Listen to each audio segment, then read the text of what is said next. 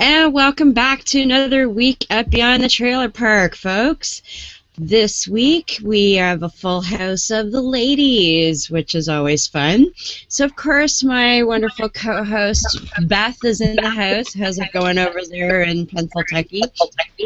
Oh, Pennsylvania is just ducky.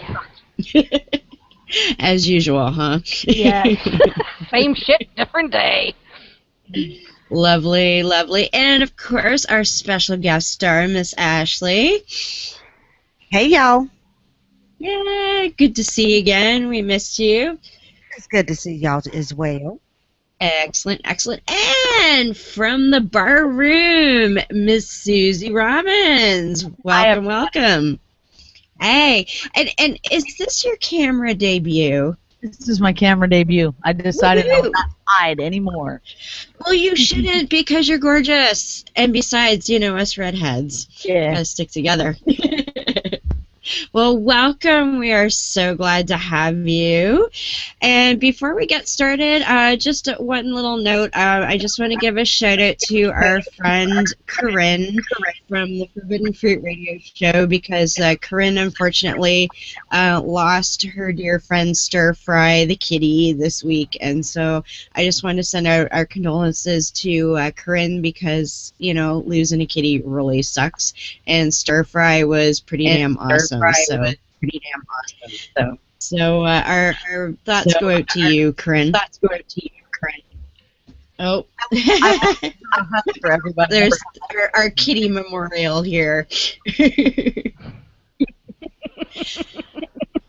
I am getting a bit of an echo. How about you guys? Yep. Yeah. Okay. I'm not sure where it's coming from, but we'll do what we can here. So this week we wanted to talk about what it was that sent you over the edge from believer to non-believer, because all of us here, at least, we used to be, I think we were all Christians at one point, and I know Miss Ashley did a stint in the Buddhism and all of that. So you know, we all sort of had a journey and figured out where we were going to go with that, but something somewhere kind of tipped us over. And I'm really happy to have Suzy and Ashley with us this week because you guys are still relatively new to the unbeliever side. So I think your perspective is going to be really important to that whole conversation. But so I know Ashley's talked about her journey a bit on the show here before, and of course on her show. But Suzy, I don't really know a whole lot about your transition, so could you tell us a little bit about that? Sure. I grew up in a Nazarene church in Northern California. I'm sorry. And I honestly, until I met Bill, didn't know that there was any other religion besides Nazarene, and I never knew that there was people that didn't believe in God. It was such a normal part of my day, you know, that I thought that was it. As I grew older, we moved from Northern California to Southern California, and then I met a girl who took me to a Baptist church. Now, that was interesting, you know, and then I was like, wait, there's something about Nazarene people. So I started going to the Baptist church, and then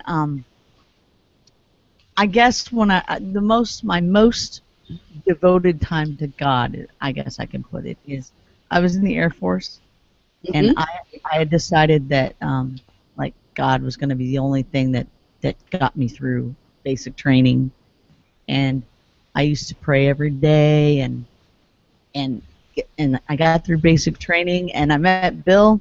Now, I don't know if you've heard Bill's story, but see, this is about me, so we're going to talk about me and only a little about me. Because cool. he was a believer, or he was an atheist, but he didn't tell anybody. So I was a believer. As time went on, he began doing things that weren't normal, like listening to podcasts. Strange, these podcast things he would play in the car that I would have to listen to, and I didn't really like him because apparently he had decided that he just didn't believe in God, and I was just totally taken aback by that. I'm like, what? Huh? I mean, it was funny too because he'll deny this to the very end, but he switched political parties at the same time he came out. So I went from having a Republican believer husband to having a Democratic non-believer husband. Uh-oh.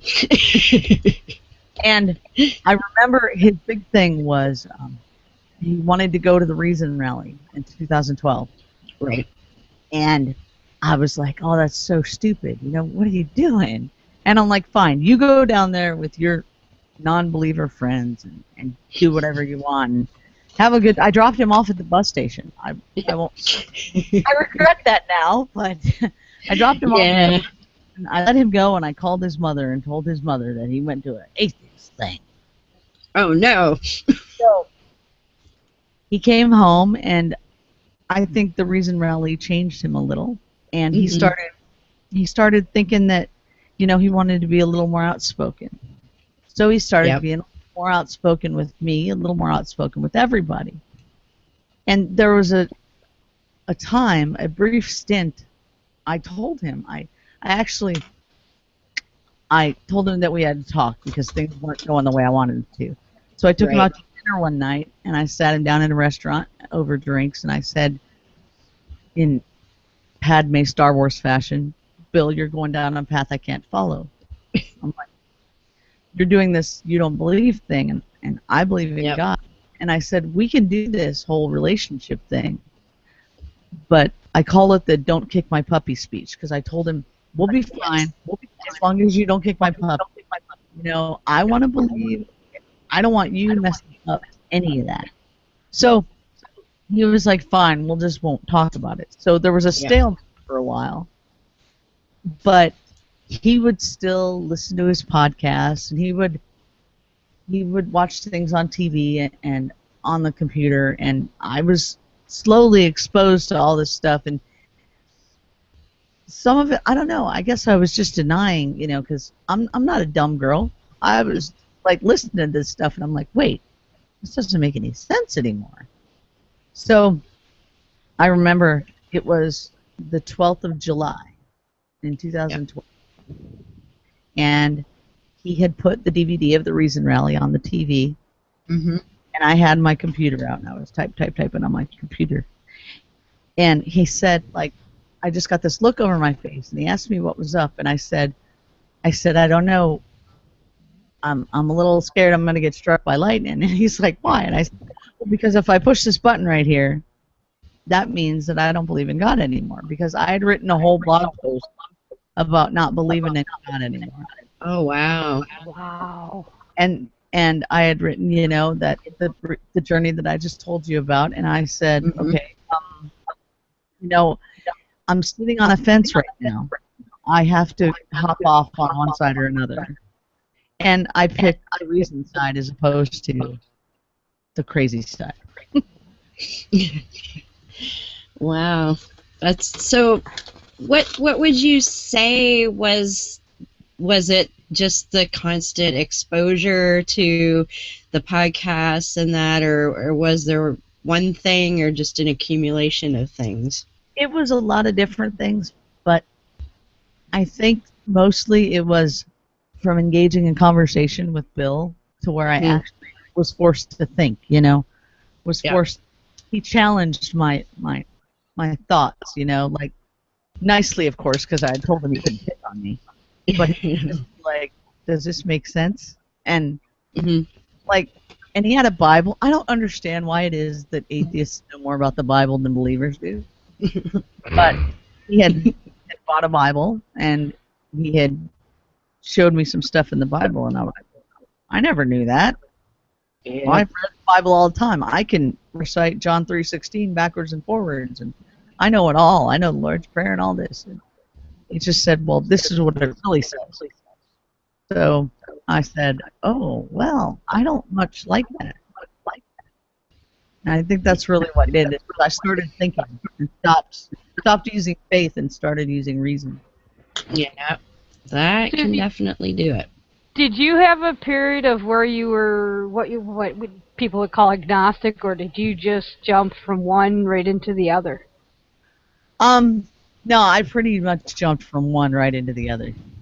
I had a period of what I called being spiritual, as opposed to, like I believed in the Christian God the entire time, but I didn't believe that. I went from going to church 3 times a week to not believing that you didn't have to go to church. You just had to believe, and that'd be fine. So I switched like that.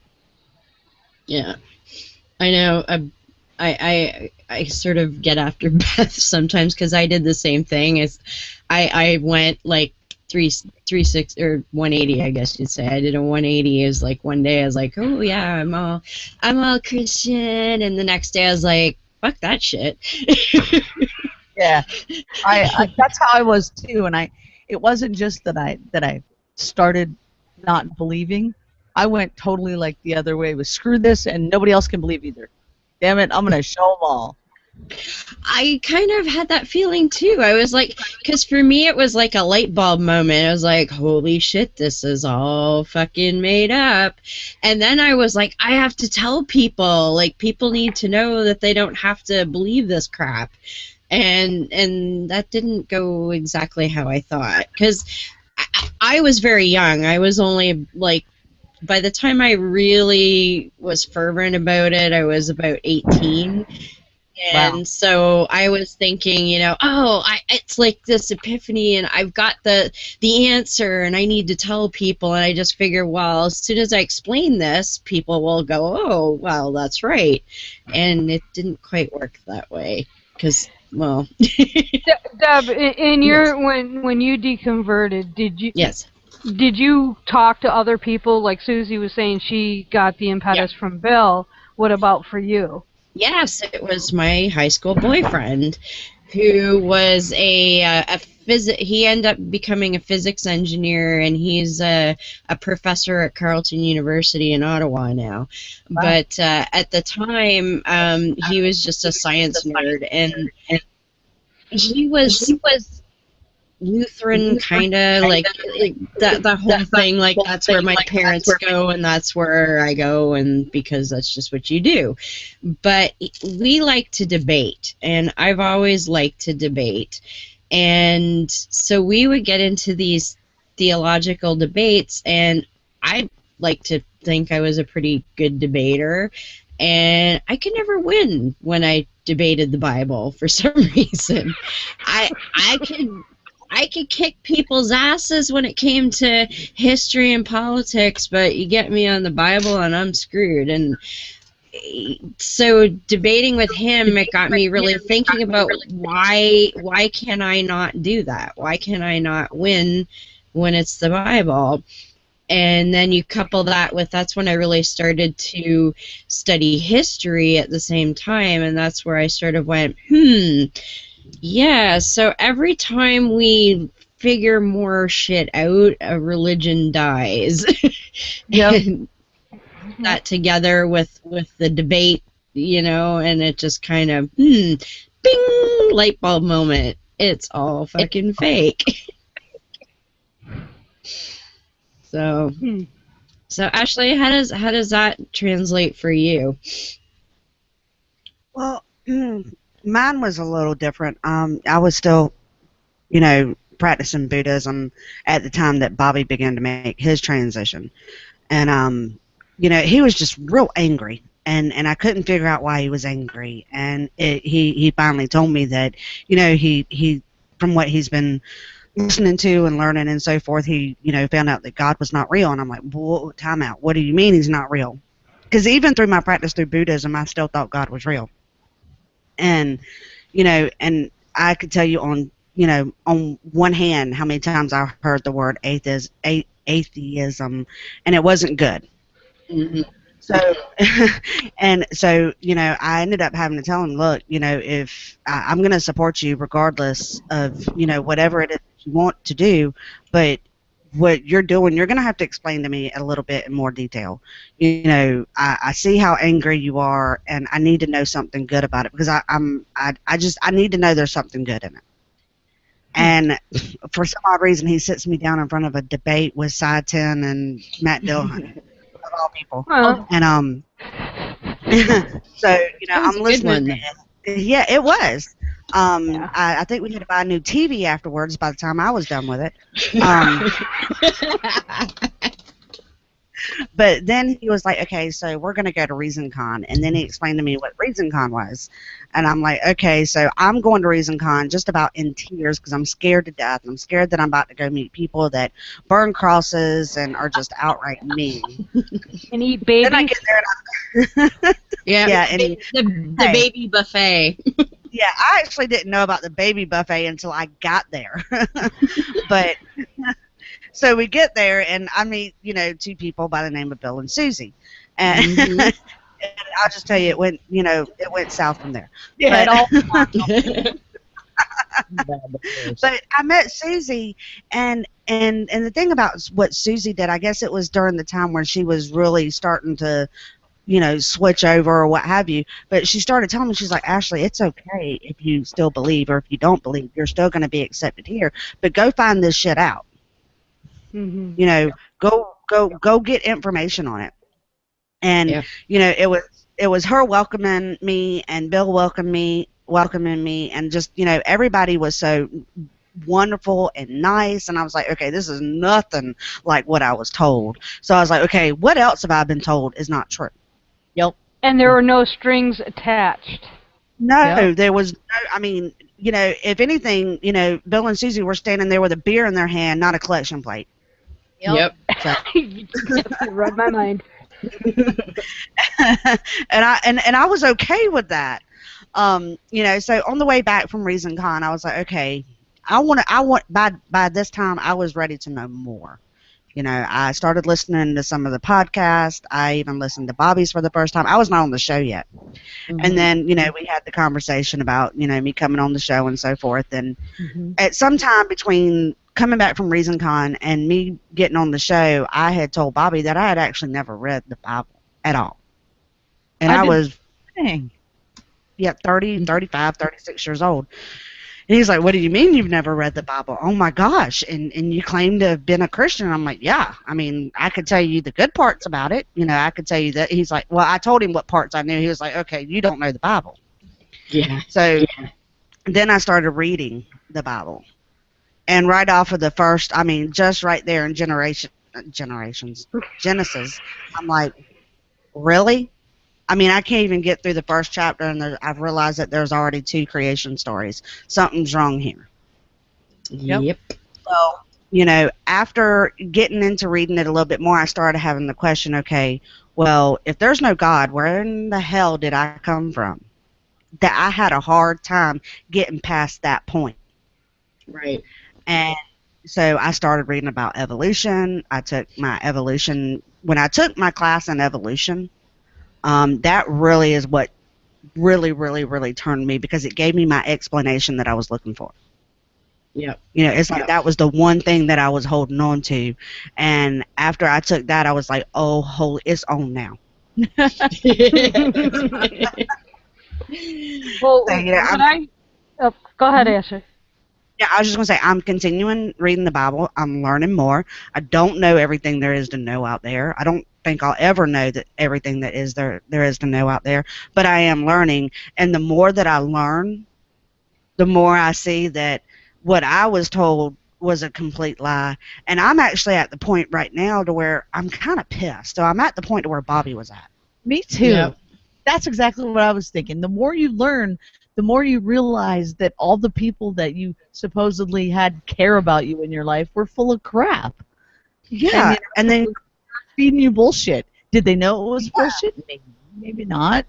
But it's just hard to do.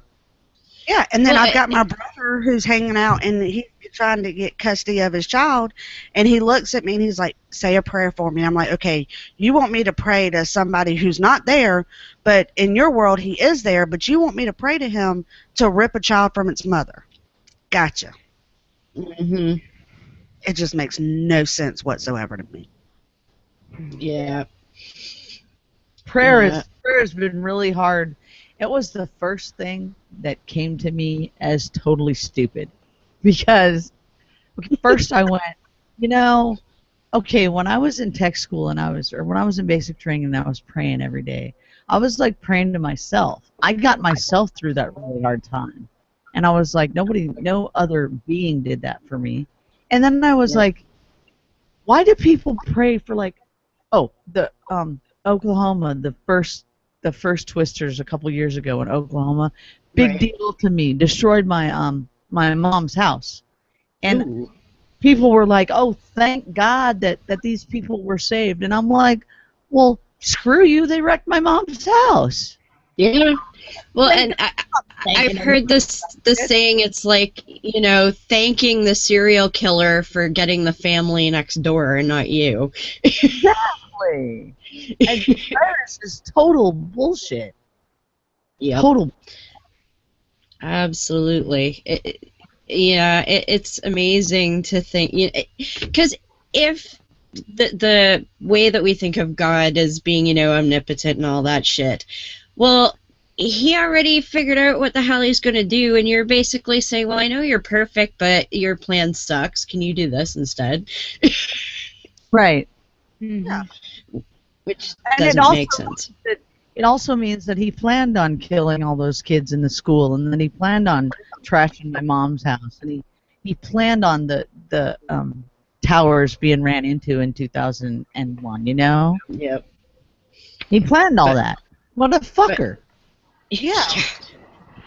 That's how I felt when we had just in the last month, we've had 10 people killed on our highways just right up the road through, horrific accidents that involve big trucks.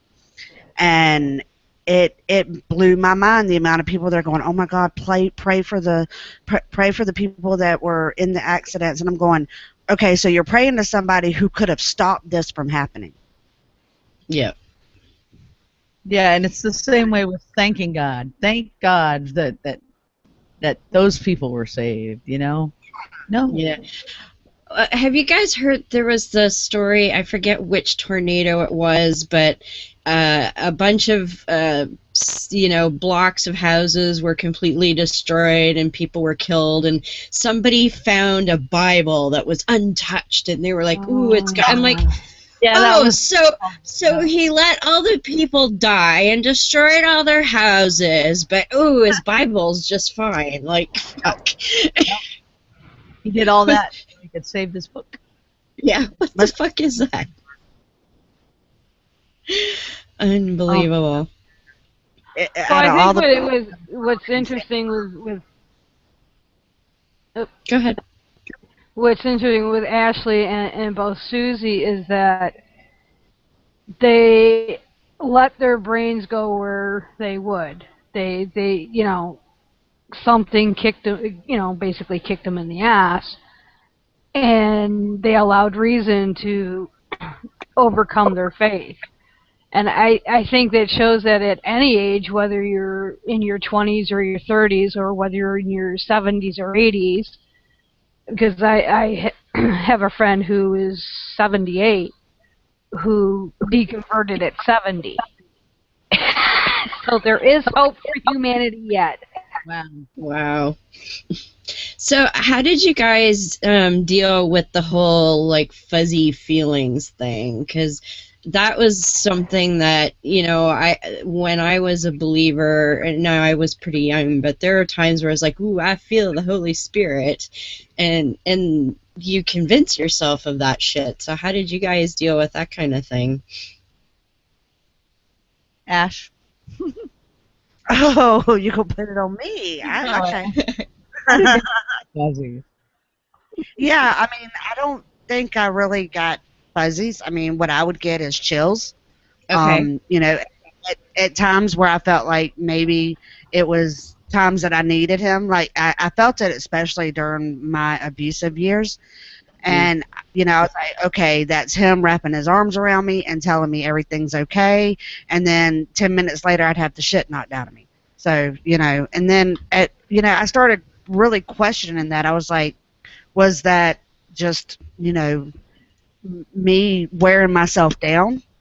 Was that just me being worn down from all the abuse? Or, you know, I had an issue with it because of the fact they're like, oh, well, God's going to put his arms around you and he's going to protect you. And I'm like, okay, he's protecting me right now, but why would he remove his arms from me to have me hit 10 minutes later? Yeah. It's like the meme I posted the other day where there's a picture of Christ, white Christ, of course, and if I remember, it was a little girl, and he's saying, see that guy over there? That's the guy that killed you and your entire family. Why don't you go over and he converted, I don't remember the whole meme, but, and he's like, go over and greet him and say hi. You know, it's like, it's twisted. Well, it is twisted when you think of, you know, oh yeah, he put his arms around you and all of that. Well, why the fuck wasn't he just, you know, stopping it? Right. Yeah. Why did he wait until after Dad, you know, Dad cut open my face from pushing me down a flight of stairs? Why didn't he stop that? You know, why did he let that happen? It's just fucking bullshit. Yeah. And that's why I'm having an issue with dealing right now, is because now that I know that God wasn't protecting me during those years, that it was really me that could have just gotten up and done something, I'm pissed off because I sat around waiting on him to do something about it, because I was always told, you know, God doesn't put anything before you that you can't handle. Yeah. And that's the indoctrination, though, Ashley. I mean, it's just like, I mean, it's the same thing with my family. It wasn't until I was 16 and I finally defended myself and said, you touch me again, I will kill you. Yeah. That's what it came down to. Yeah. Yep. And that was the last time it happened. I also moved out 3 months later. That helps. So, Susie, did you get any kind of chills or warm feelings and all that jazz? Well, it's kind of funny because I wasn't ever like filled with the Holy Spirit, warm and fuzzy, but I really used to have a thing about nature. God was in everything that was nature. If I saw like a cloud and it was a pretty day, I was like, oh, there's God, you know? And it was really a lot for me after my parents died, because then God was in the clouds along with the spirits of my parents, you know? So it was, those are the kind of warm fuzzies I got. But other than that, you know, and I was gonna tell you something too. I had a meme right about when I converted, and I read this on the internet, and it said, "Please God, forgive me for trying to critically think." Where it said that, I was like, what the? Oh, I don't even know. I was like, these people are crazy. And then I was like, wait, I was one of those people just recently. Now I'm I know, like when I was really heavy into it, well, even before I was like super into it, because, well, Susie, you may not know. I don't know if you know that story either, Ashley. But I started out in what was called the United Church of Canada, which is probably one of the most liberal churches in all of North America. They've had female pastors as long as I can remember. They were among the first to have gay clergy. They perform gay weddings, all of that. So they're pretty progressive. And then I eventually, when I was 13, I was coaxed into joining a Calvinist sect by a friend of mine, which wasn't one of my better choices. But the United Church, and my cat is playing with my curtains. It's the handy-dandy water pistol.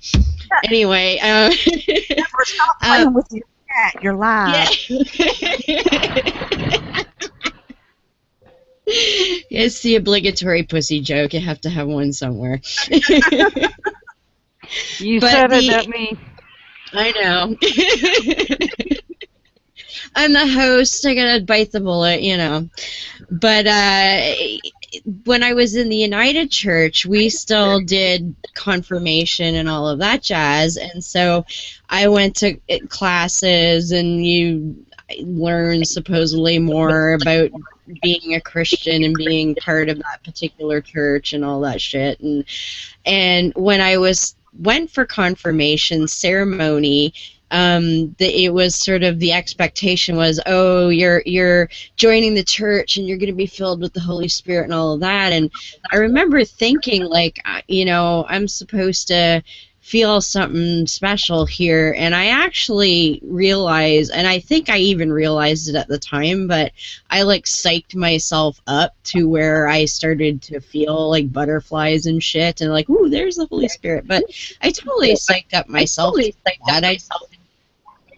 admit that at the time. I was like, no, it's the Holy Spirit.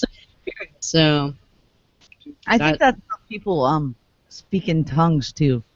Oh, totally. I think I felt so worked up that, because, like, I don't know, I know you guys have probably heard Jerry DeWitt speak, but that man, when he was a pastor, he was passionate. He believed, he was filled with the Holy Spirit and could speak tongues. I wanted to ask him many times what he thinks about what that was now. I mean, yeah. It's weird to me, because he knows now, he's a non-believer now. So what does he think that speaking tongues is? Basically, it's feeding off the hysteria of the people around you, and power of suggestion. And part of it, if other people are doing it, if you've ever watched, like, there was one scene, I don't know if it was in Jesus Camp or if it was the video clip from the Rose of Sharon, which happened last year, where kids as young as 5 years old are in the ecstasy of the moment. Yeah, I think I saw it's like, well, the Toronto Blessing is another good example of it. Suzy, you probably don't know, I'm ex-Pentecostal. Oh, a Pentecostal. Yes, I'm a Pentecostal charismatic. Yeah, I know that scene so well. And I converted to it from being Lutheran. Wow. And I thought becoming Calvinist was nuts.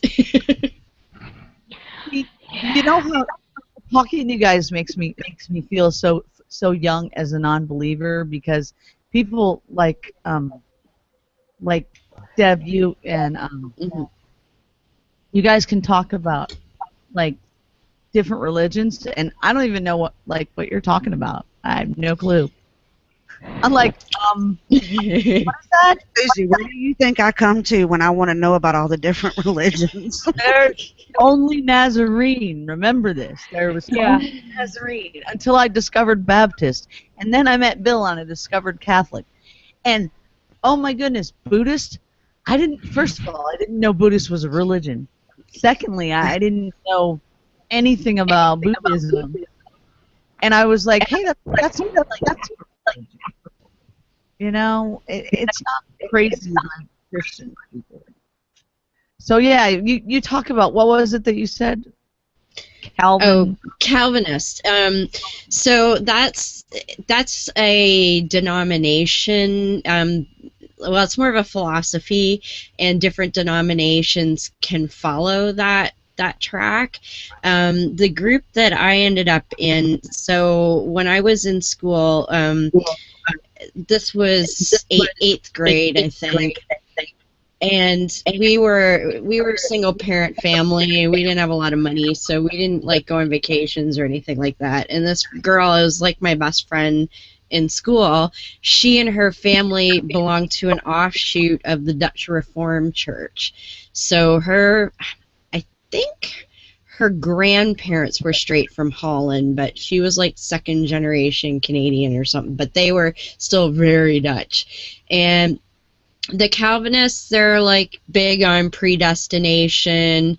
So like God has your plan all set out and you really don't have any control over it. And, you know, whatever God set out, that's what's going to happen to you. And they're very patriarchal, and, you know, women are barefoot and pregnant and all that fun stuff. And it just, yeah, Wow. the predestination is a big one. Mm-hmm.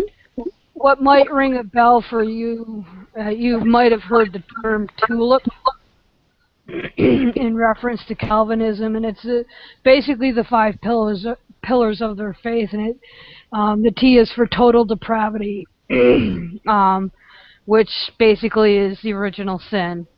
Right. The U is for unconditional election. The L is limited atonement. And I is irresistible grace, and the P is perseverance of the saints. In other words, once saved, all is saved, or what is also known as eternal security. So yeah, that it's from one man, John Calvin, France, 1500s, around the same time of Martin Luther. Yeah. Martin Luther was the Christian guy, right? Yeah. Yeah. I'm telling you, The Christian anti-Semitic guy. I'm not even going to try to fool you people in thinking that I'm smart. I don't know anything about history. No, there's a difference between smart and needing more education. So, I definitely need more education. just don't be saying you ain't smart, because that's not true. Well, I definitely need to read some more books. But And that goes back to the indoctrinations with any church, anyway. I mean, not just specifically Nazarene, but most people, well, one of my biggest snafus was I got myself banned from my parents' church this was long after I deconverted, and I got sucked into going to a Sunday service, which I declined to take communion because I no longer believed in it, and got the evil eyeball from my mom. But it was Reformation Sunday, which was, was big in the Lutheran Church, obviously, because Martin Luther. Mm-hmm. So, pastor I didn't like this guy to begin with, but he was extolling the virtues of Martin Luther, so I raised my hand in the middle of the sermon and said, excuse me, you're ignoring something about Martin Luther, that he was anti-Semitic, and that Adolf Hitler got some of his anti-Semitism from the writings of Martin Luther. How do you explain that? Oh, wow. Wow. Didn't go over so well. You're not allowed to question. Especially not that way. Yeah, I probably should have chose a little bit better time. It's like, hey, you guys influenced Nazis. Did you know that? Oh, but Hitler was an atheist, don't you know? Apparently, yes. Yeah. Okay, not. Yeah. Yeah, but it amazes me though how much you're able to psych yourself up into believing stuff just because you're told you're supposed to. Like, I even remember I used to be a camp counselor when I was I think you had to be 14 to be a counselor in training or something, but the local summer camp was run by the United Church, and so I went to that for years as a camper, and then I became a counselor and all of that. And they had an outdoor chapel, I guess you could call it. It was on top of a ridge in the forest, and they would have there was a church service there every night. And I remember being up there one day by myself, and this cat walked into the clearing, and there was no animals around, and dopey me, I'm like, oh, it's the Lord sending me a sign. I'm like, it's a fucking cat. Like, I should have just gone over and gave it some scratches and be like, hi, kitty. But no, I was like, it's Jesus, In the form of a cat. In the form of a cat, and like it was out in the country. There's farms everywhere. It's probably somebody's barn cat out looking for something to eat in the woods, and I'm like, it's the Lord. Well, you know, farms are Yeah. got too. Oh yeah. Yeah, I'm kind of at that smart ass stage when it comes to religion right now. Mhm. Yeah, it's horrible. Yeah. Well, if you Well- think about it, in the aspect to learning about religions, there's over 30,000 Yeah. I think that's the usual figure. of just Christian denominations. Yeah. 30,000. There's 3,000, like over 3,400 just in the U.S. alone. Yeah. You're not going to learn about every single one of them. See, and for me, because like I say, I'm a history nerd, but I'm also a big fan of you know, psychology and how the mind works. And so for me, as I progressed, I began studying various religions because I was fascinated with how they were similar in many aspects, and then the differences culturally and things like that. And I just found it so fascinating, and like that's why I got into learning about Mormonism, because to me, like I read all about the history of the Catholic Church, and I, you know, through the historians, I could see that progression. But Mormonism, that was like real time. Like you could see that faith evolve almost before your eyes. So that was pretty, like I found that to be really, it spoke a lot to how the mind works in that way, because there's similarities involved in virtually every religion, and the sort of foundation and how they get there is pretty similar across the board. You know, Like Go ahead. when you talk about how religions have something to do with your mind, I have decided that if I were to be religious now, I Mhm. would be a Scientologist. Yeah. I'm kidding you. We watched. Did you see Going Clear? We did a show on it. We had one of our atheist meetings in Delaware County. Was we watched Going Clear, and I had always been fascinated with Scientology, but I never really knew anything about it. Now, mind you, when I was like 12 or 13, I was big into reading, and I read Dianette. I read Oh, wow. Dianette, and I was like, that's like the most awesome book. I had no idea that same guy was the father of Scientology, you know? So Mhm. we're watching this, the movie, and I'm like, and they hold these cans, and they tell themselves they feel better, you know? Yeah. That's like, because I'm like, you know, Bill, if you talk to somebody enough and tell enough people about your problems become less. It's just the way it happens. And I'm like, Yep. it's totally a mind trick. It's absolutely totally a mind trick. And it's no wonder you have to get to like the 7 millionth level before you figure out about Xenu and all those, and the Yeah. thrown into a freaking volcano, and wow. Blow your mind after you've been there for years. That's a good idea. But Yep. I swear I would be a Scientologist. If I could pick a religion right now, I'd be a Scientologist. You need a lot of money for that. I know. Just saying. I know. Suzy, did you hit the lottery? Trust me, I wouldn't do the whole Scientology thing if I hit the lottery. I may No. travel to Bermuda, though. Ooh, Bermuda. There we go. Watch out for the triangle, though. I'd be there. Awesome. Let's take a little break, and I'm going to play this week's creation moment. and it's about 8 minutes. So if anybody needs to top up their beverage or have a bio break or any such thing, now's a good time to do that. Excellent. So let's just get my sharing going here. One of these days I'll figure out a smoother way of doing this. Come on.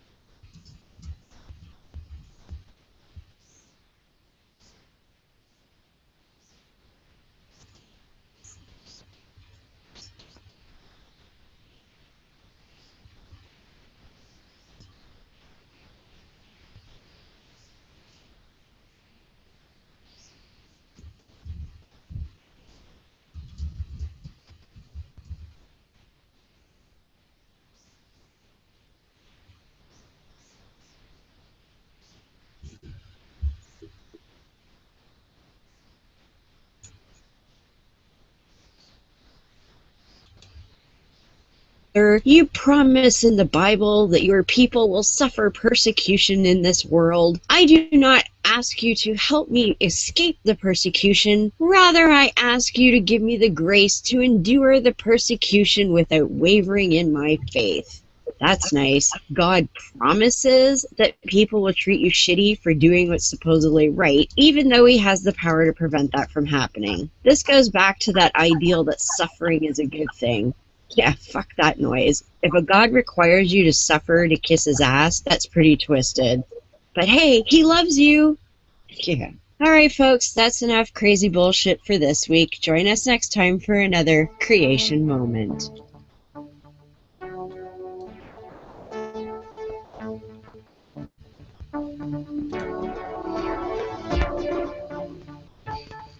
Well, folks, sorry about that. Apparently the sound wasn't going through at the first there, but yeah, so whatever I did to fix my echo before apparently makes that an issue. So my apologies there.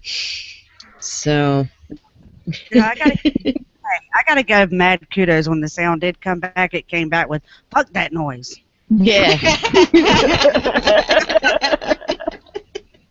I try, you know.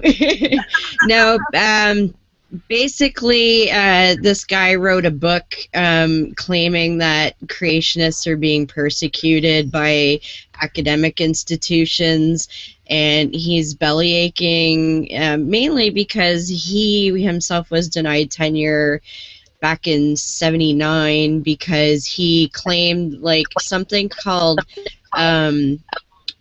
was it research and it was like some kind of research doctorate was a psychology degree, and they were like, yeah, no, that's not a psychology degree.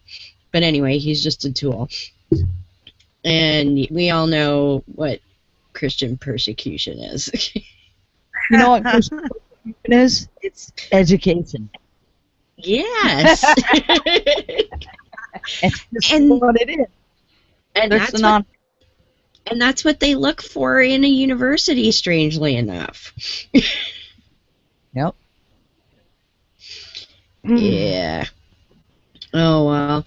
So I see Renee has joined us in the Q&A there, so hello, Renee. She's saying hello, having issues getting her account switched around, but, you know. Awesome. So what do you think, ladies, has been the biggest hurdle for you in becoming a rational thinker so far? I'll go first. Go for Let it. me raise my hand. You didn't do that. Family. I can say that. Yeah. Most definitely.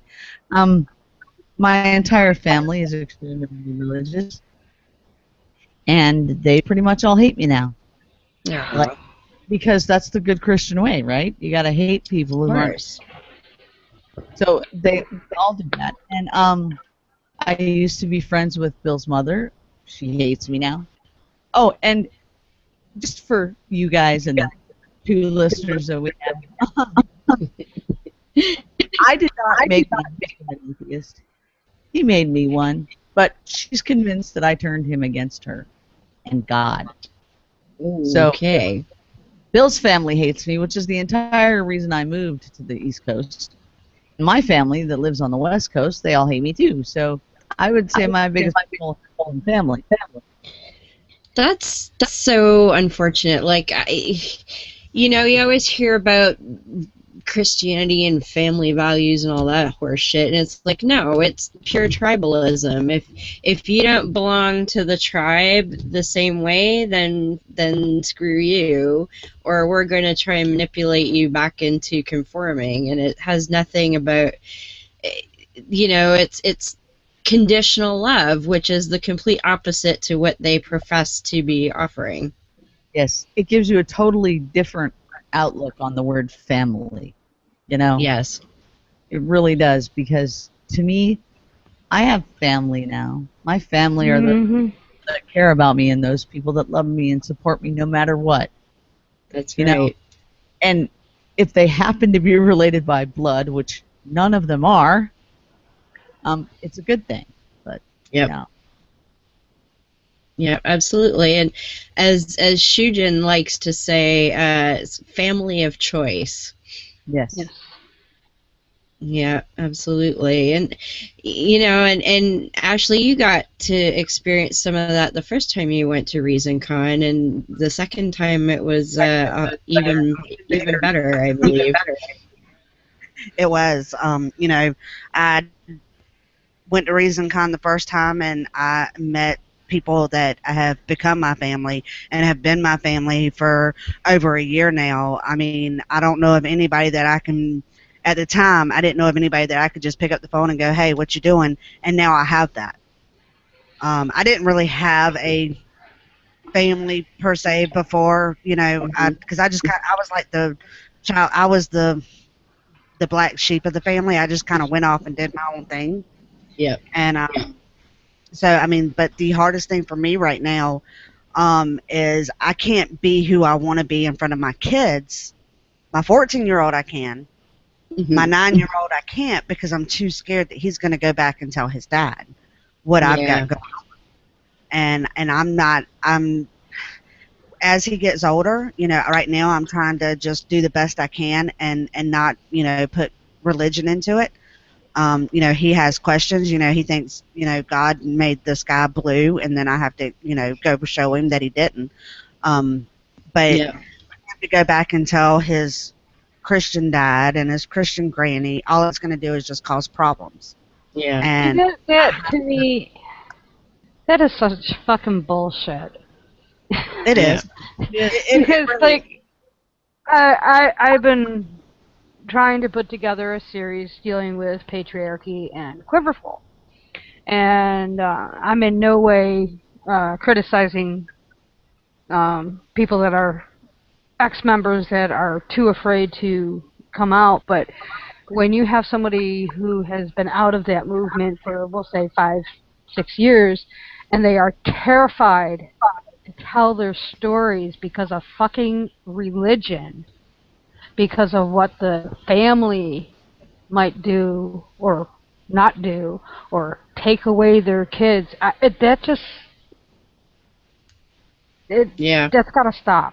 That's just fucking bullshit. For you to have to worry that if your 9-year-old discovers that you're an unbeliever and runs back and tells his dad, and God forbid he goes to court and wins custody because of that, and that's happened. That's the sad thing. That has happened. That's where it happened. That's why it's so important for church and state to be separate. Yeah, Mm-hmm. I mean, if we had a proper separation of church and state, that would never happen. Yeah. Yeah. That frustrates me. Yeah. And unfortunately, in custody cases, I don't know what it is in other states, but in the state of Georgia, that religion does play a part in it. And yeah, it does in all states, really. And it should. The judge decide who he thinks would be the best person to raise the kids with a religious background. And unfortunately, in the state, in where I'm at, they would choose him because he does. And all he's got to do is walk in and say, "I believe in God." I'm not going to walk to court and say I believe in God, because that would be a lie, and I'm not going to do that. Yeah, well, that'd be perjury. Yeah. See, I would be tempted, because in states like, I know back in the day when I lived in California, California was notorious for awarding custody to the mom, no matter what, because that's the way it happened. So if you could mix that with what happens nowadays, I'd go in there and say, yep, I believe in God, and get my kids and get the fuck out. Yeah. But yeah, well, and the impact too, like even for people who don't have children, I mean, you guys know Sandy and some of the stuff that she's been dealing with, and I don't want to go into too much because I don't know what she says out publicly, but she's had to go through some tough times just as a single person who's an atheist. and you know that there were legal things involved where the court said, "Oh, well, you don't matter because you're an atheist." Like that's not cool. No, it should never enter into a courtroom anything that has to do with atheism. Absolutely not. Nothing. And I mean the swearing on the Bible shouldn't even happen.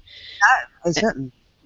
Because I mean, even if you say, well, you have to swear on something, well, you know, there's so many people that aren't Christians. Like, what are you gonna do with a Muslim person that comes in and is like, swear on the Bible? Oh, sure, if you want me to. I don't know. Well, what's so oxymoronic about that?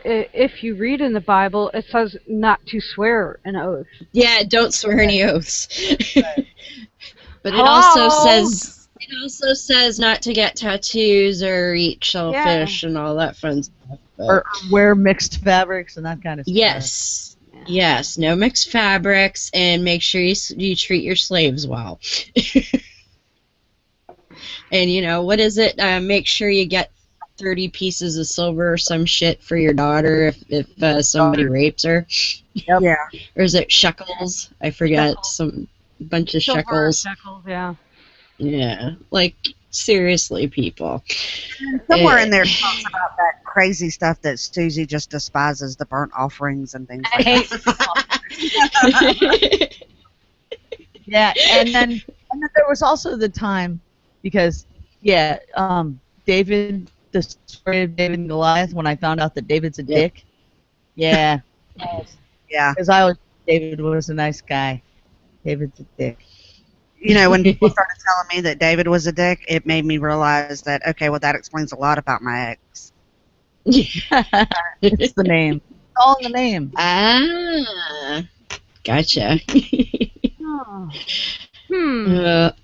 We got Renee says a story here. She said that they had a case 7 or 8 years ago where the judge took away a kid and placed him in foster care only because the parents were Wiccan.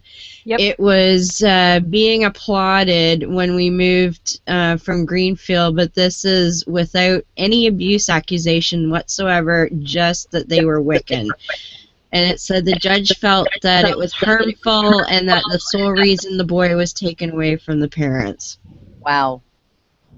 Well, what about the poor lady? Well, I think, what is it, in Florida? She's in court because she refused to circumcise her son? He lost. Oh, Yeah.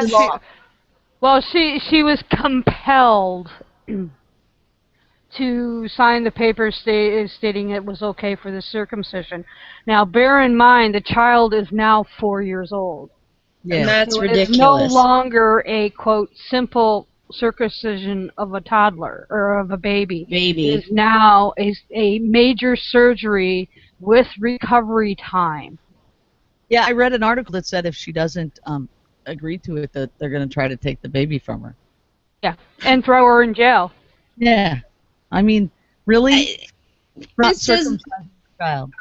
And what about the poor kid? Like, what if the kid grows up and says, hey, I never would have chosen to be circumcised? What the fuck? Back. Yeah, give me my foreskin back, you bastards. Freezer in case you might want to later? Yeah.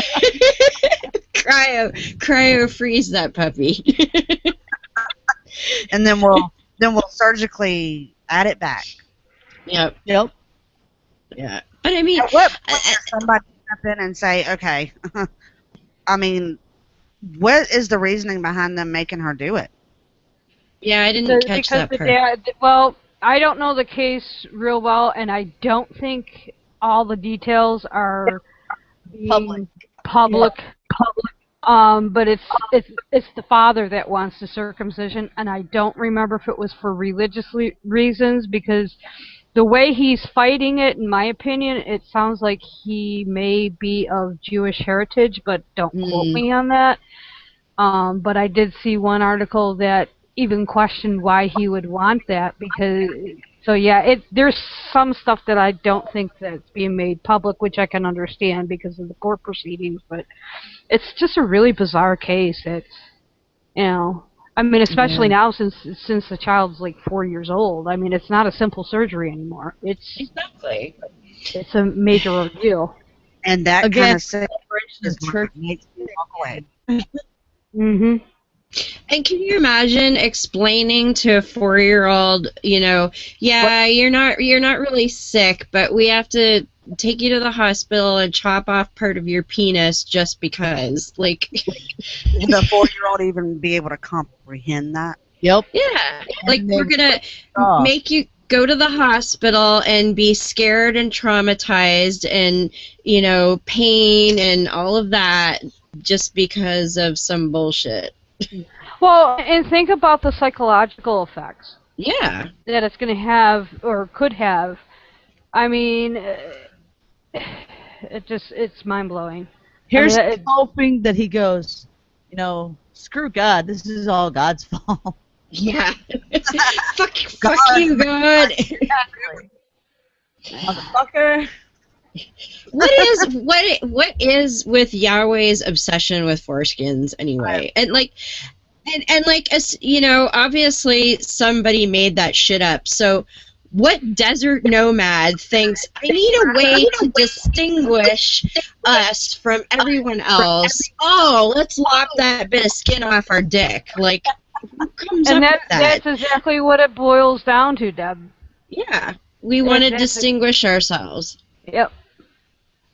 But then you got to think, okay, so you're walking down the street and you want to be distinguished as a Jew, so what, you're just going to whip out your dick and be like, look, I'm circumcised? Like, it's funny because if you do that, you go to jail. Exactly. Like, something Josh Duggar. Like cut off the finger or something. Well, like I could, like they wear the side curly lock things, and you can wear funky clothes like a lot of religions do, and wear a pointy hat, but lop off part of your dick. Like, who thinks of that? Some crazy guy. Some sick, twisted individual. Yep. Yeah. Obviously, because I mean, the last thing I want to do is like volunteer to chop off a body part for any reason. So I guess you could say that I've went so much the other way with being an atheist, because I don't know if you guys heard what I did recently, like a couple weeks ago. No, what did you do? I became a card-carrying member of the Satanic Temple. Woo! Oh, all right. And it was funny because I put that shit on Facebook. Oh, yeah. And I had people saying to me, like, why would you just join another religion? And I'm like, you got to read what it's all about. Yeah. And, hello. I studied that before I even thought about it. Besides, I have a mad crush on Luke Reeves. So, yeah, he's a smart boy. But yeah, all of they're very big into the separation of church and state, and that thrills me so much. So it's funny because I sent in for my membership card, and I got this. It's a real plastic card, and it's got my name on it, and it's got a little satanic symbol, and it's red, and it's like hard plastic. And it cost me $30, and I'm like, but it says right there on the website, this $30 is going to go to one of our court cases for the separation of state. And I'm like, yes, okay, cool. I got a little certificate. It says I'm hereby a member. I am so happy. So yeah, I would recommend. Awesome. That, especially if you really want to, like, if there's any last remnants of your believer friends. Just go a little on the outside and tell them you joined the Satanic Temple. Because, let me tell you, my best friend Janice is having a really hard time with this. Really hard time. She was like, all right, I'm okay with you becoming an atheist, and I'm a little curious, so I'll ask you questions about it, and I'll tease you in public and make you crazy.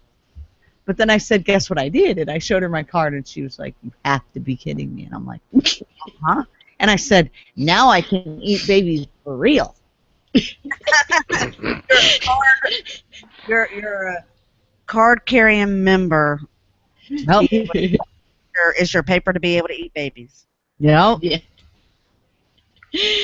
Wow, that's awesome. And I think that's Thing. sort of the idea that if you say or do anything sort of positive regarding Satan, then you're just fucked forever. I think is the idea. And you're like, yeah, problem. yeah. But and it's funny because I never shied away from that kind of thing either. To me, like, if something's supposedly bad, then you should study it and understand it and know why it's bad, and then you'll know how to recognize it and avoid it if indeed it is something bad. And so, like we have 2 copies of the Satanic Bible here, actually. My husband had one beforehand, and just be like, ooh, it says Satan, we better not even think about it. Like, oh, fuck off. Like, go find out and learn what it is. But they've been taught. Go ahead.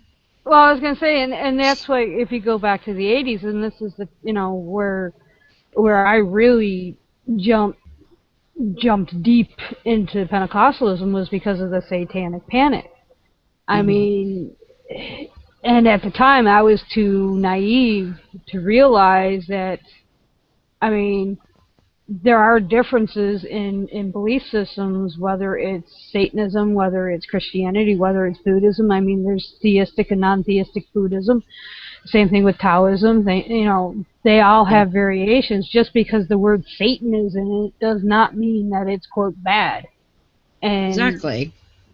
That's right. About the Satanic Temple doesn't study the Satanic Bible. No, they're not LaVeyan.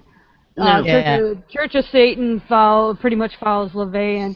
Yeah. And the difference really lies is Church of Satan does not consider themselves political. Right. Now, their individual members may be, but as a group, as an organization, they are not. Now, the Satanic Temple is pretty much way political. Yes, and that was Lucien's whole point, and that's why he did what he did. And I won't say he had a break with the Church of Satan, because I don't remember offhand if he ever was a member, but he went the politics route for a specific reason, and we're seeing that reason in the various court cases that they have, brought forth. The Baphomet statue down in Oklahoma, the literature down in Florida. Yep. Kid coloring books. Yeah. Yes, the coloring books. Yeah. Those are awesome. Yeah. But yeah, from the outside, people are seeing the word Satan, and automatic, their automatic assumption is baby eaters. Yep. Yeah. And that you worship something bad, and you wear black clothes and put black makeup on, and. Well, I did do all that, though. I still kind of do all that, but that's called goth. Yeah, I know. I am a pink pastel Satanist. Pastel, okay. You can't really see it, but I'm wearing a lace skull on my shirt today, so in red. Kind of hard to see, but and it actually comes from Transylvania too, which is kind of cool. Oh, sweet. Yeah, definitely. So here's a question for you ladies. So now that you're heathens and stuff, what is your take on the whole like dealing with death thing? Because that tends to be the last sort of hard thing for people to let go of when they're kind of they know they don't really believe, but they don't want to give up that. Like, what does that look like for you guys now? I'll take this one. I'm okay with it. I mean, I've been okay with it before. I mean, even before I became a heathen, as you just called me. And I feel honored to be called okay. Awesome. But I mean, it's like, you know what? I'm gonna die, and I'm just gonna try to live the best life I can possibly live as I'm living it now. And when I do die, you know what? I'll know the truth. And how does that go with the possibility of loss in the future too, because I got in a big fight with my mother a few months ago about why she still believes this shit, and what it boiled down to her, she didn't quite say it, but I'm pretty sure it had a lot to do with the fact that, you know, I lost my brother in 2004, and I think for her that's what she's sort of clinging to is the idea of seeing him again. So does that factor in anything for you? You know, it did kind of upset me at first, realizing that I wasn't going to be able to see my grandparents again. Yeah. You know, but it's now that I know what I know, I'm like, yeah, okay. You know, I'm gonna miss them. If anybody, you know, my mom or my father passes away, I'm going to miss them. There's no doubt about it. But I also know too that if they're in any kind of ailments at the time, which I know they are now, they won't have those ailments anymore. I mean, I'm not going to say they'll be in a better place, but they will be without having any type of pain or anything. Mhm. Yeah, that's a good way to look at it. What about you, Suzy? I still have a lot of trouble with grief, actually. Yeah. It's kind of it's. I know that there's no afterlife, and you know there's no heaven, and that my parents are like dead, and they're gone, and they're ash now, and they don't feel any pain. But it drives me nuts to think about that I won't ever see them again. You know, Yeah. like I just think, okay, that's the only place where I can say that I kind of Pascal's waiter. I kind of go, well, what if? You know, what if? Because just maybe, you know, like it's not going to change my thinking. It's not going to make me believe in God. But you know, wouldn't it be cool if I died and I could see my parents again? Yeah, I know it's not going to happen, but wouldn't it be cool? And I can't get over that whole questioning, wouldn't it be a cool thing or not? I really, my mother died. I think one of the reasons my total transformation was right after my stepfather died, which was the last remnants of my parents. And it was really hard for me to not, like, because I was still grieving their loss, and then I was grieving and thinking, oh, I get to see them, and then I'm grieving and I'm knowing I don't get to see them. So I struggle with that one a lot. I really do. And it's a hard one even, and I mean, I've been out for 26 years this year, and I still, like, I lost my father when I was 21, and I still think, you know, I catch myself talking to him, and it's like, well, no, there's nothing to talk to, but it's kind of I guess a guilty pleasure I allow myself. It's like, yeah, I know it's not real, but I do it anyway. It's sort of like I'm just gonna pretend like it's a thing for long enough to make me feel better. Yeah. So yeah, I get that. Yeah. Yeah. And you know, and well, and Ashley and Beth and I, we talked about this before, but that's one of the reasons why I got into ghost hunting years ago was, you know, that whole idea. Well, it's not a soul, but maybe there's some other explanation that, you know, you can contact people, and that was only couple of years that I really finally let go of that. Even like I had this idea that, well, maybe there's mental energy that we don't understand and that can do stuff like that, and maybe it's scientific and we just don't understand it yet, and so I sort of twisted that around in my mind to make it fit being an atheist, and it, you know, I only just let go of that a couple of years ago. So that's the tough one for everybody, I think. Yeah. I have a lot of problem with divine intervention too. Oh, yeah.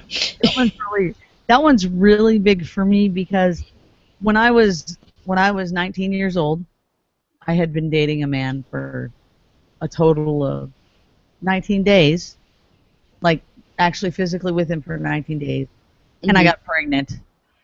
And then we decided we were going to get married because I was pregnant. Yeah. And 2 days before my wedding, I went home. I was in the Air Force, and I went home from where I was stationed to California to get married. And 2 days before my wedding, I had a miscarriage. And my mom convinced me, you know, and she was there, and she goes, look, she said, God decided that it's not time for you to get married. And you were going to get married because you were having this baby. So now you don't have to anymore, you know.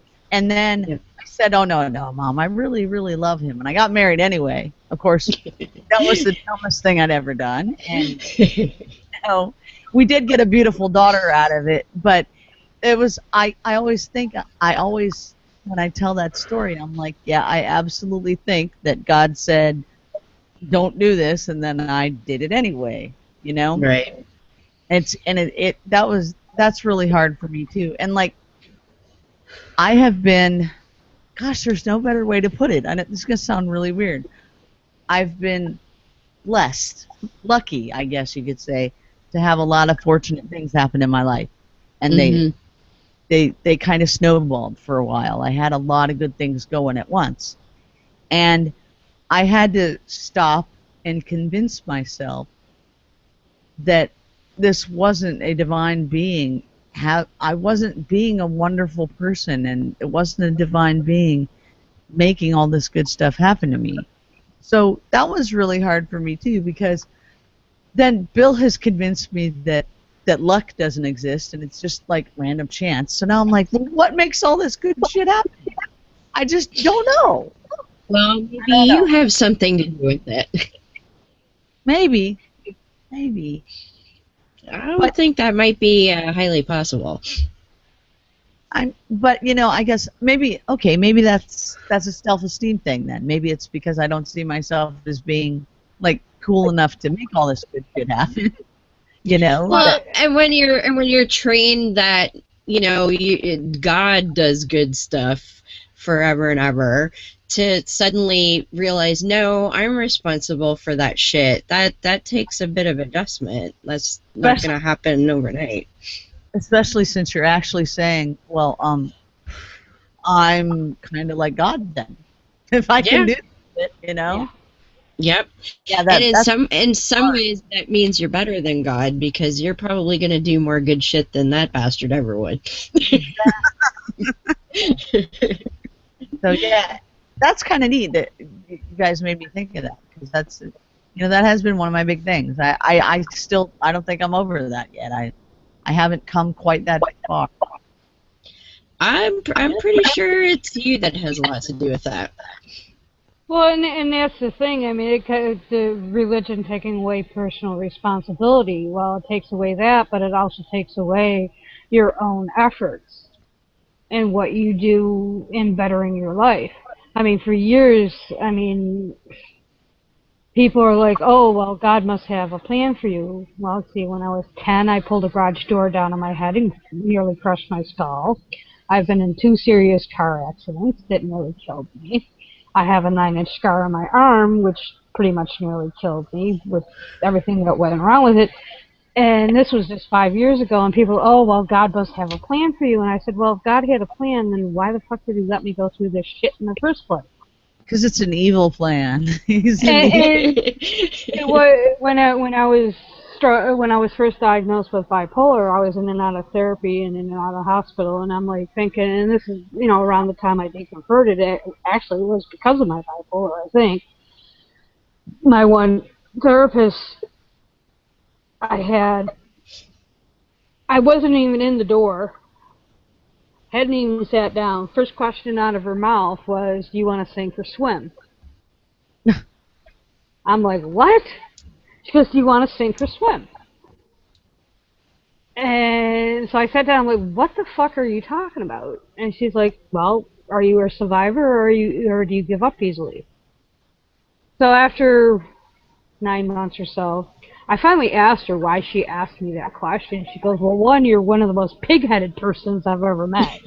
She goes, "You're stubborn as an ox," which I am. I get something in my head, forget it, it's there. And she goes, "I knew right then and there that you would bullshit me till I was blue in my face, just to be a pain in my ass." And she goes, "I needed to find out, am I going to not waste, but waste my time trying to help you?" And what it basically came down to is the indoctrination I had for so long. I mean, I was in my 30s when I was diagnosed. And the indoctrination was that goes back to original sin, that I was an evil person and everything I did was my fault. But if something good happened, it was God.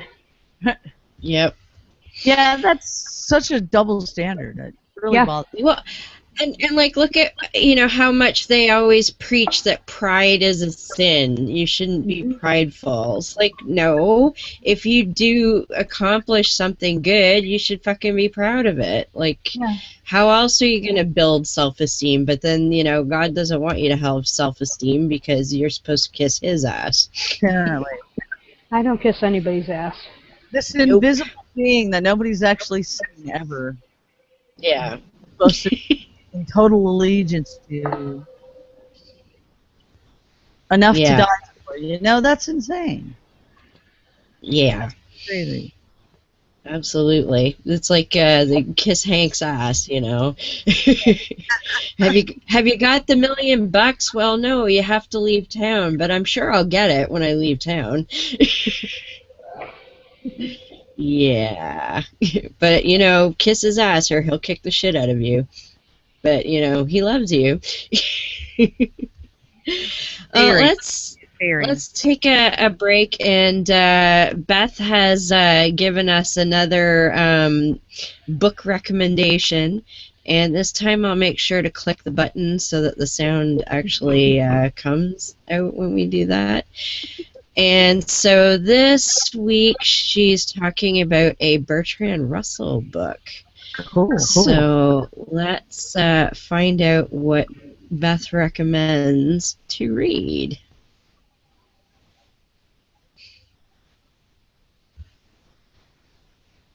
Today's reading came to mind as I was sifting through various thoughts concerning the Duggar debacle. In fact, it was a reaction to what Eric, a.k.a. Anoman Jr. Hovind, had said in support of Joshua Boy. Quote, "Atheists, therefore, cannot condemn any immoral act, as their worldview posits that morality is nonsense. In other words, atheists have no moral foundation." What is apropos concerning my selection for today's mini-episode of What Dune Reads is our overall topic for today's show. What was the turning point in regards to belief versus unbelief? Bertrand Russell's Why I'm Not a Christian was one of those tipping points. Also embedded within Russell's work is a second point I also considered, the Euthyphro dilemma. The following is taken from the subsection, The Moral Arguments for Deity.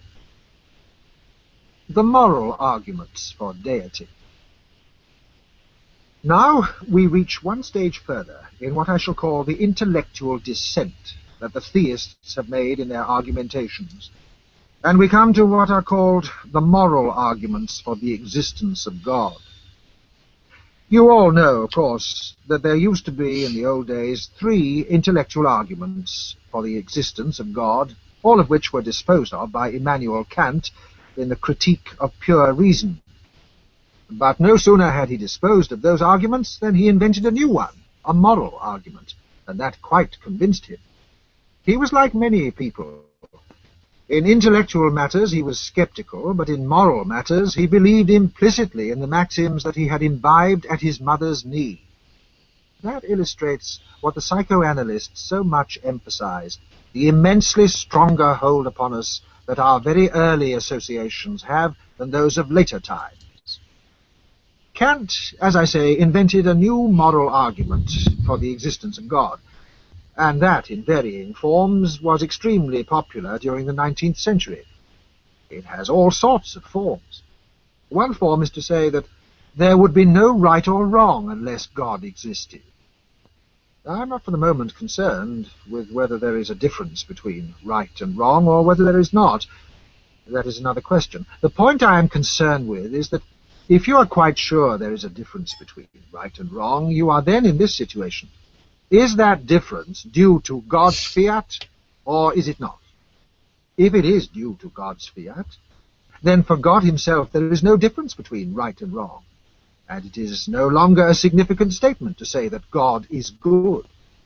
If you are going to say, as theologians do, that God is good, you must then say that right and wrong have some meaning which is independent of God's fiat, because God's fiats are good and not bad, independently of the mere fact that he made them. If you are going to say that, you will then have to say that it is not only through God that right and wrong came into being, but that they are, in their essence, logically anterior to God. You could, of course, if you liked, say that there was a superior deity who gave orders to the God who made this world, or could take up the line that some of the Gnostics took up, a line which I often thought was a very plausible one, that, as a matter of fact, this world that we know was made by the devil at a moment when God was not looking. There's a good deal to be said for that, and I'm not concerned to refute it.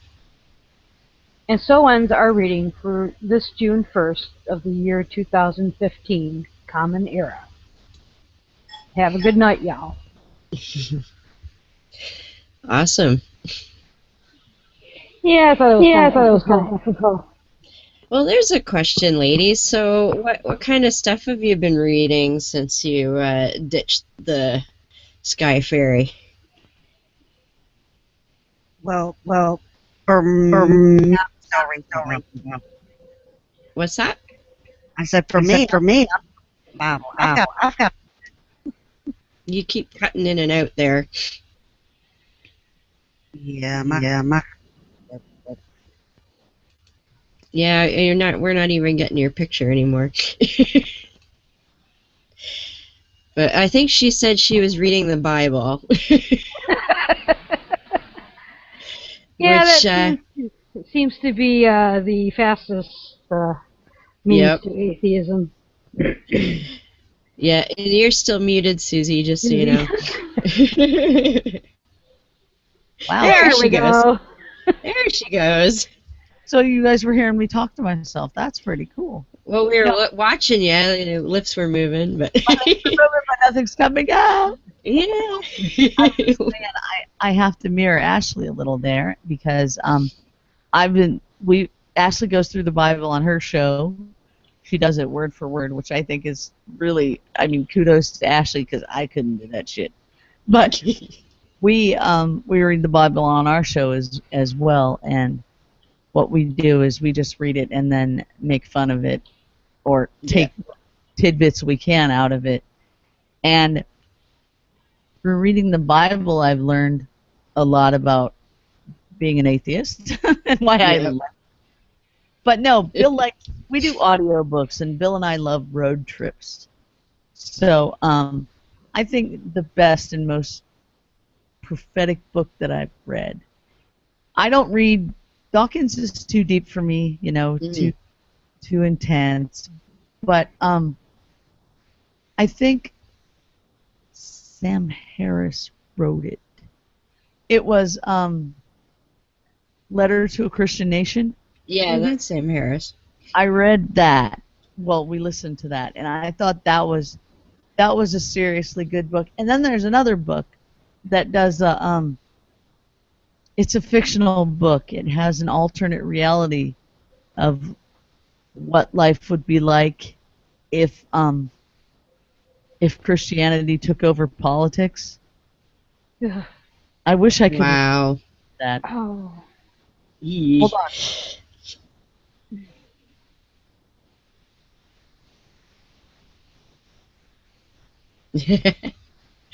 She's consulting.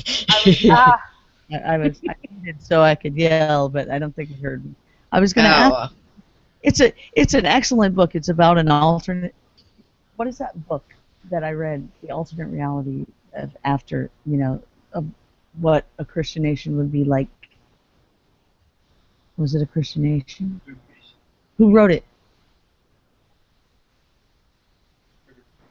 Frederick Rich. There it is. It was actually called A Christian Nation, and it was by Frederick Rich. And it was, Wow. it started, like, everything from history was exactly the same, but it started right as Sarah Palin got the presidency. Ooh. Yow. And it went on from there, and it was really scary. It's a really scary book, but yeah, that was one of the better ones. Yeah, I'm thinking Palin is kind of nightmare-inducing. Nightmare-inducing. Well, I got, one of the things that I just recently read, well, via audiobook, that I found really profound, and we ended up doing a show on it, was Thomas Paine, oddly enough, Age of Reason, because we don't, up here, they don't make us read Thomas Paine in school, so I had no exposure to it whatsoever, and I was floored that, because I mean, I'm a history nerd, and I'm quite familiar with the 18th century and what the social mores were like and what was going on in here in North America and abroad and whatnot, and to read someone saying those things in the 18th century was just astounding to me, and even more so because, I mean, Paine was a deist. And are you familiar with what a deist is, Susie? Isn't a deist believes in many gods? Not quite. You're thinking polytheist is the many gods. A deist just believes in, like, a supernatural power, but that power doesn't really, like, they created stuff and then they fucked off. Like, they don't really do anything since. So they believe there's a god, a creator, but that creator doesn't really do anything anymore. So, and reading in between the lines of what Thomas Paine wrote, it became very clear to me that if he had the knowledge then that we have now, he would have been an atheist. Mm-hmm. They just didn't have the knowledge for him to go that extra step. Well, you got to remember too that when Paine wrote it, that was pre-Darwin.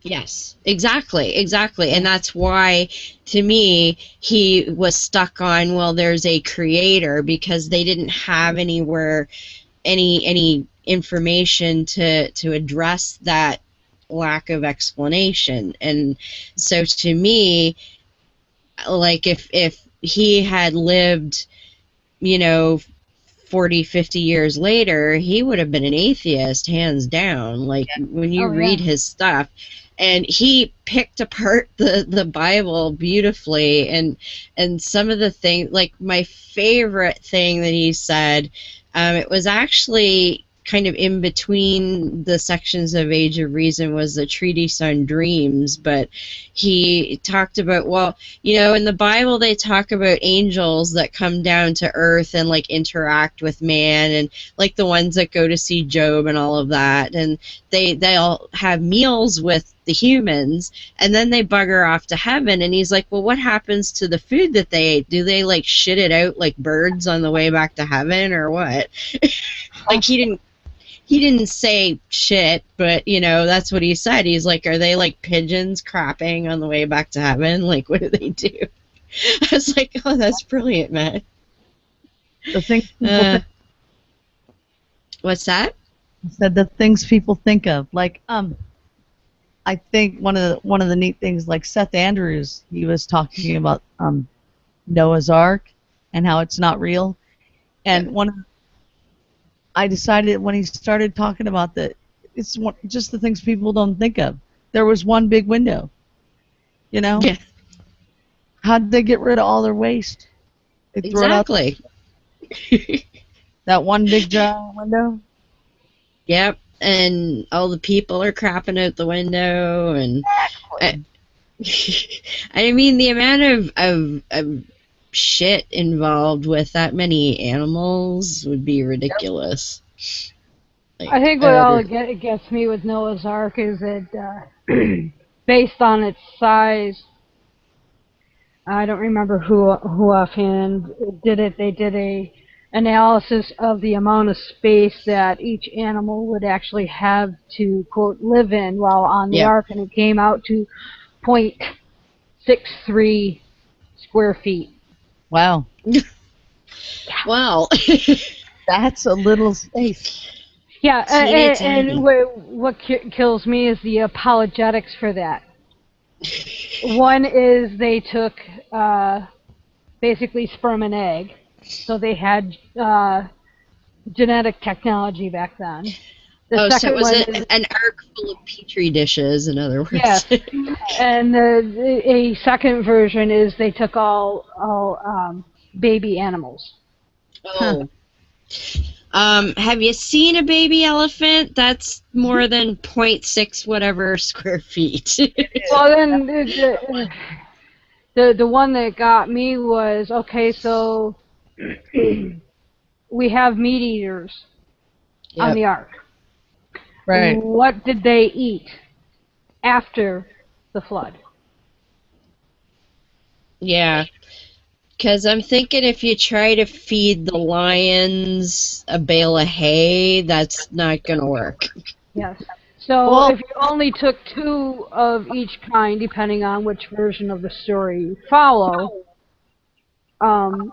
we wouldn't have an eighth of the animals that we have now, because the breeding pairs would have been eaten. Yep. Yeah. Or the Tyrannosaurus rexes. They all would have been eaten. Exactly. I didn't see any dinosaurs in any of the pictures. I didn't see any dinosaurs. Now, dinosaurs are a funny thing to me, too. Like, did you guys know that now the world is really it's 2,000 years old, but apparently dinosaurs lived during the time of Noah? Yeah, with people. But they never show them getting on the ark. Yeah, funny that. I thought that was the strangest thing. See, I am, if you've listened to Bar Room Atheist, you'll know that I am the most evolutionary challenged person alive. I really knew nothing about evolution and still know barely anything. But when I grew up as a creationist, and now it's funny because I can label myself now. I didn't know I was a creationist at the time, but yes, I was a creationist, and I totally believed all the bullshit about how God created the earth in 7 days, and and this, that, and the other thing. And I was asked, well, how? I remember Bill asked me. He said, well, how old do you think the earth is? And I said, well, God created it like 2,000 years ago, right? Right. He's like, no, it's way, way older. So I'm like, prove it. He starts telling me all about fossils and stuff, and I'm just like, oh, you're getting way too deep for me now. Which is why we have Dr. D comes on the show now and explains things to me, because I don't understand it. Like, anything. Well, here's something for you. I was an atheist for 17 years without even knowing or thinking about evolution in any way at all. See, I could have probably done that. Yep. Yeah. It was funny because I joined a Yahoo group that was run by a bunch of fundies. Oh, this was back in like 2006. And I'd never even heard of intelligent design. So I get in there and they start talking about intelligent design, and I'm like, what's that? And they thought they'd won the lottery. They're like, woohoo, we got an atheist who doesn't know intelligent design. We're going to get him, kind of thing. And of course, unfortunately for them, I went and educated myself about evolution, and I was like, yeah, no, I don't think so, bub. But years and years, I just, what's evolution? I don't know. I don't care. Well, here's a good one. This was just in the news this past week. This is from Washington Post. Canadian Edgar Nurnberg isn't into the whole evolution thing. In fact, he's on the board of directors of Big Valley Creation Science Museum. The place meant to rival local scientific institutions, and this is obviously out of Canada. adhering to the most extreme form of religious creationism. The exhibits prove that the Earth is only around 6,000 years old, and that humans and dinosaurs coexisted. Unfortunately, Nuremberg just dug up a 60-million-year-old fish. Yes, I saw that story. Wow. And it goes on, they asked him, I don't know if it was this article or not, they asked him whether he just doesn't believe that they are that old, and he's quite a fossil lover. Quote, "No, it hasn't changed my mind. We all have the same evidence. It's just a matter of how you interpret it. There's no dates stamped on these things." And that's the same fucking line that Ken Ham uses. Wow. It's a variation of the "were you there?" Were you there? Welcome back, Miss Ashley. Yeah, I stole You Bobby's. having some equipment issues, I see, huh? Yes, I stole Bobby's equipment. Yeah, you went back to Bobby's computer.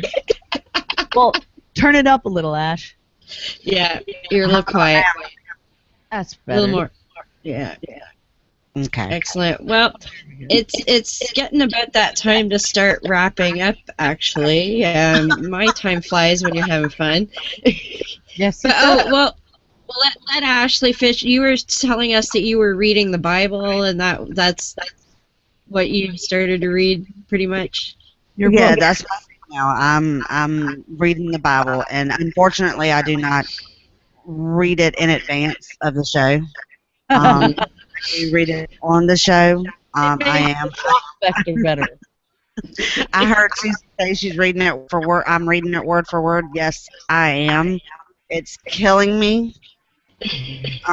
But I want to make sure that I can say that I have read all the stupidity in the Bible.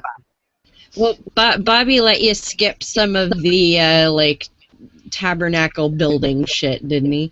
He let me skip it on the show, but I actually read that part. The parts that I skipped on the show, I actually go back and read it because, like I said, I want to be able to know what I'm reading, Right. and I don't want to ever get caught in the, well, what does this verse say, or what about this? And I'll go, well, I don't know, I didn't read that part. I don't want to ever get caught in that. Because the worst thing a Christian could ever say to an atheist, especially one with a smartphone and an internet connection, is that's not in the Bible. Yep. And then you go, yep, see, watch. Exactly. Yeah, especially our favorite verse, right, Miss Ashley? 23:20. Yes. Yes. Another one of God's fascinations with dicks, apparently. What is Yes. your favorite verse? Ezekiel 23:20, yes. And she lusted after her lovers, whose members were like that of donkeys, and whose emissions were like that of horses. Excellent. Oh, yeah. Never's got that shit memorized. I Maybe do. that explains Matt Barber's fascination with the word gay and homosexual, because anytime he hears that word, he has a freak out. Yeah, that's a whole other ball of wax. I'm waiting for the day that somebody catches Pastor Manning with his gay lover, because I'm sure he's got one stashed somewhere. Oh, it's gonna happen. Uh-huh. Nobody is not obsessed with semen who doesn't have a lover somewhere. All right, ladies. Well, we'll start wrapping things up here a bit. So, Beth, as usual, where can we find you? Twitter, do9998 is the easiest. It's connected to my blog, Havoc and Chaos, and you can find me on Facebook under Beth A. Hambridge. But I want to close out with one thing. Think about the indoctrination that we all went through. This is an article I just posted concerning Dan Courtney. And he's talking about the good news clubs that are becoming prevalent in schools now. Okay, this is a quote from him. It's from an article that I've just posted today. And I labeled it one tactic of cult indoctrination. But the most important discovery that demanded my attention was one particular club activity. I found in this activity a child as young as 5 years old is singled out. The child is presented with an envelope and told that they have earned what's in it. After some discussion, the child opens the envelope and finds the word death written on a piece of paper. The instructor tells the child, "You have earned death, separation from God forever, in a terrible place of punishment." He goes on, "After I picked myself up off the floor, I sent the lesson to a mental health professional and simply asked for their opinion." He described in a very basic sense how children need to feel good about themselves, going back to what Suzy was saying about self-esteem, and feel safe to grow into well-adjusted adults, and how presenting this lesson to a child undermines that entire process. That is what we are fighting against. Yeah. That is why we have people like Josh Duggar walking around this earth. Yep. Why we have pastors who are diddling children. Excuse my use of the word. That's what we're up against, and that's what we have to stop. Absolutely. All right. Miss Ashley, where can we find you? You can find us at noreligionrequired.com. You can find us at noreligionrequired.secularmediagroup.com. You can find us on Spreaker and iTunes. And you can follow me on my page at Miss Ashley. Awesome. And Suzy, where can we find you and Mr. Bill? Well, Bar Room Atheist is on Facebook. That's the easiest way to find us. It's Bar Room Atheist. Oh, we also have barroomatheist.com. We have a little website which we're kind of working on. Twitter, you can find us on Twitter at Bill is at Shaper079. I am at SBIRRY. And if you want updates on the show, you can look for at Bar Room Atheist. We're also Bar Room Atheist is on Twitter or on iTunes, and I think I always say the wrong one. It's either Stitcher or Spreaker, but I'm not sure which one it is. So I believe it's Stitcher. Yeah, see, Because people know better than me. I don't listen to podcasts, so I don't know. But find us. Awesome.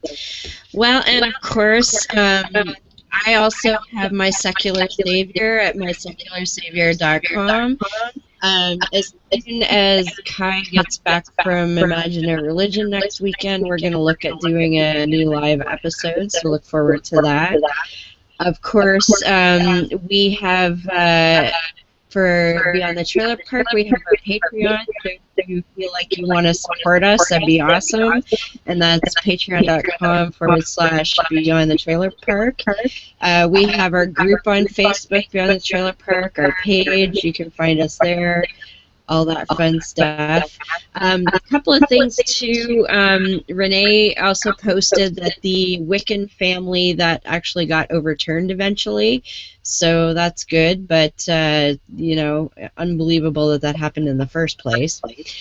And yeah. Oh, and my friend Dave wants to know if Pastor Manning's lover will be a long-legged Mac Daddy. Which, if you've listened to Pastor Manning at all, you'll get that joke. So next week, tune in. We're going to be getting really cerebral next week when our good friend Dave Foda comes back to the show with another new friend, Warren, we're going to talk about the consciousness of God, and can God actually have a consciousness? So we're going to get all up in some heavy-duty mental stuff there, so look forward to that. That's going to be fun. And yeah, I think that's about it for this evening. Anything else, ladies, before we go? No, Beth and Deb, thanks for having me. It was a good time. Thank you so much for joining us. We love having new friends. What's that? It's the only interview I've ever done. Yeah. Usually on, but you guys No, had me. this is ladies' night. Like I say, us redheads have to stick together too, you know. So yeah, thank you so much for joining us, and Ashley, very good to have you back again. And we'll see everybody next week. So I will lead us out with, as usual, our Humanist Creed from our good friend Mr. Froda. So let's just cue that up here, and we will see everyone next week.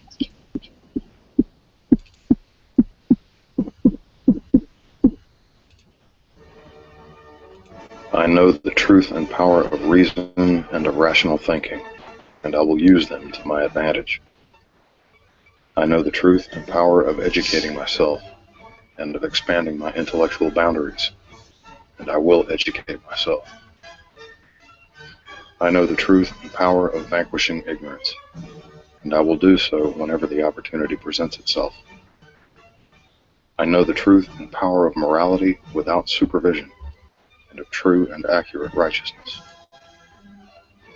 I know the truth and power of obliterating tyranny, be it intellectual, emotional, or philosophical, and will work toward that goal whenever and however possible.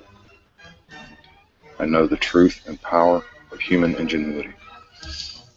I know the truth and power of human compassion, and I will be mindful of the welfare of others.